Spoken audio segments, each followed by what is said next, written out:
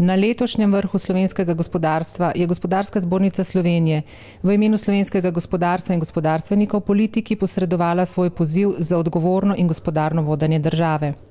Prioriteto mora imeti zagon gospodarstva, predvsem pospešeno vlaganje v razvoj. Potrebujemo razvojno strategijo, ki bo vsebovala uresničljive in zavezujoče okoljske, gospodarske in družbene cilje.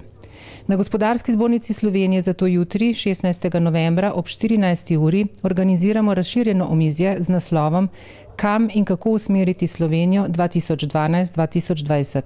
Na omizju bodo sodelovali člani in predstavniki strateških svetov Gospodarske zbornice Slovenije, člani upravnih odborov Gospodarske zbornice Slovenije in člani predsedstva Gospodarske zbornice Slovenije, ter gostujoči govorniki, med njimi dr. Bogomir Kovač z Ekonomske fakultete v Ljubljani ter Andrej Drapal, samostojni svetovalec. Omizje bo povezovala gospa Alenka Avberšek, izvršna direktorica za zakonodajo in politike na Gospodarski zbornici Slovenije.